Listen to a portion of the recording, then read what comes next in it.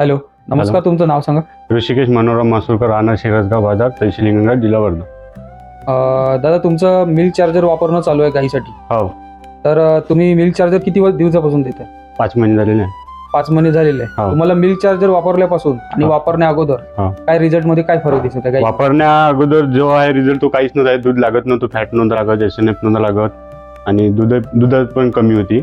अच्छा. आता जे आहे तो फॅटही वाढला आणि SNF वाढला आणि रेटही पण चांगले लागत आहे.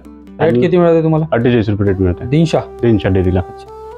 गाईमध्ये काही सुधारणा दिसत आहे? गायमध्ये सुधारणा झाली आहे. पहिले फळत नव्हती गाय, आता फळली पण. म्हणजे तुमच्या ज्या गाई फळत नव्हत्या त्या त्या milk पण charger फळायला फळायला लागल्या आणि तब्येत पण चांगली आहे. आणि म्हणजे हे त्याचं टेम्परेचर जे आहे ते बरोबर पद्धतीने. तुम्ही सुरुवातीला आपलं ॲनिमल हेल्थ चार्जर पण animal health charger animal health वापरला, चार्जरचा तुम्हाला काय रिझल्ट मिळाला?